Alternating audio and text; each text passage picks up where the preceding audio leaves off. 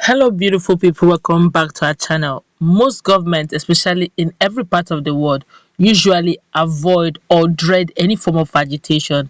And well, as we speak, it looks like Biafra agitators have decided to take it a notch higher, a step further, and it's actually bringing more headache for the Buhari's government. As we speak, a lot is going on at the radar. You're going to find that out in a moment. But before we do so, like it, subscribe to our channel by clicking on the red subscribe button. Beside it, you see a bell notification icon. Please go ahead, click on it to get notified as soon as we update our channel on YouTube. All right. The indigenous people of Biafra IPOB has reportedly formed a coalition with another separatist movement in Cameroon in areas of training for combat operations and arms exchange. While IPOB, through the Eastern Security Network, is bringing down and fighting Nigerian security forces to establish the Biafran Republic in the southeast, the Ambazonian War of Liberation (AWL) and Ambazonia Defense Forces (ADF) are pushing to break away from Cameroon.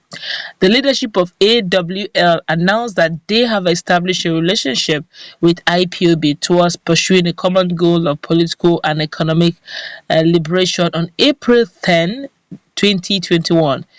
Well, as also Nnamdi Kanu and the leader of AWL, Dr. Lucas Cho Ayaba, have indicated plans to work together in the struggles for their two regions, according to a recording of Zoom meeting posted, which was shown by the indigenous people of Biafran leader. He said, "We are in the know of what is happening. We are closely monitoring." A security source who did not want to be named said, "There's a link between them." Okay. He said there's a link between them because the Ambazonian militants are offering training to IPOB members, another source said. An analysis by Foreign Policy shows that the two groups agreed to work to secure their shared borders and ensure an open exchange of weapons and personnel. In the agreement of IPOB Ambazonia, whose leadership both Kano and Ayaba are spearheading the insurrection from abroad, pledged their determination to forge a close alliance and accelerate international attention to grant them the right to determination from their mother countries, Nigeria and Cameroon. They noted that people in the two areas are allegedly subjugated to oppression and underdevelopment, which was worsened by colonialism and neo-colonialism, noting that the trend was to keep the entire African continent under subjugation. Over the years, our grandfathers and grandmothers have stomached this proclivity with the hope that somehow it would go away. But it is clear to us that after so much turning of the other cheek, as well as payment in blood, these bullies never ever become reasonable. Instead, it has emboldened them. This is part of the reason Biafrans and Ambazonians are coming together. We are coming together to rediscover our shared biological and cultural heritage. So far, even though our struggles for freedom have shared different trajectories, Biafrans and Ambazonians have a shared destiny. Our collective destiny is once again to lead the continent of Black Africa to achieve the type of civilization that humanity would marvel at, just like Bantu ancestors did when they civilized the whole of the known world around them. In the coming days, we, the Biafrans and Ambazonians, will be communicating to the world in sequences as the need arises. Our blueprint for cooperation, preparatory to the re-emergence of our nations, he said. While Ayaba said the relationship between their people dated back in history, recalled that the people who were originally part of Eastern region in 1961 moved a motion at the Eastern House of Assembly in Enugu to rejoin French-speaking Cameroon with their regional capital in Buea. As you have said, we are one people, interculturally linked, but I also want to remind Amazonians that I take your concerns seriously. That is why an allegiance is split into three phases.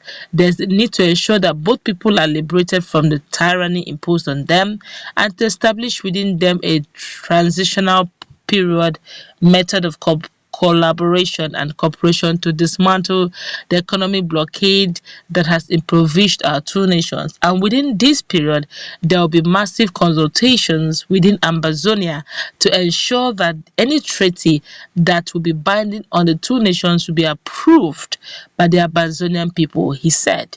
According to Daily Post or Daily Trust, findings show that people from the English-speaking part of Cameroon, the home to the agitators for the Amazonian state, have always had an easy passage into Nigeria because of the common heritage with Nigerians from Cross River State. There have been reported concerns over a possible link between the rise in violent agitation from self-determination by IPOB militants and the connection they established in Cameroon. This is strong. Honestly, this is one move that the government of the day would wish it off. They would want it not to ever happen, because this is one trouble too many.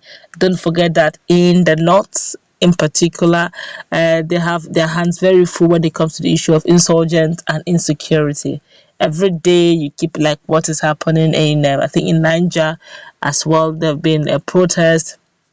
That's a Kaduna Abuja expressway.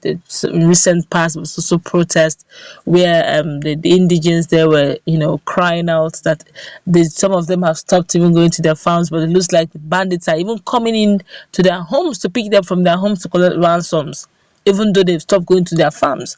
They're now saying, look, if we are not going to protect them, they're now asking the government of the day, at least let them defend themselves. A lot is happening when it comes to the issue of insecurity. Don't forget there's Boko Haram, and there are also other groups that have emerged over the years in the northern part.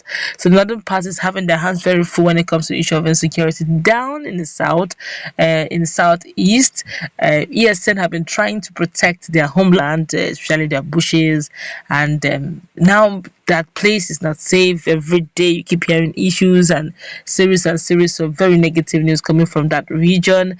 And in the southwest, we have the issue of agitation for Oduduwa Republic, Yoruba Nation now, Sunday Igboho spearheading in some corner, and of course the learned one, Professor Banji, also looking at it from a different perspective in a learned manner, trying to engage the UN in a peaceful manner to ensure that there's peaceful resolution. If possible, referendum should be conducted. You now find out that Nigeria right now, in every region, there seems to be so much that the government is engaged in, as in engaging the government's attention.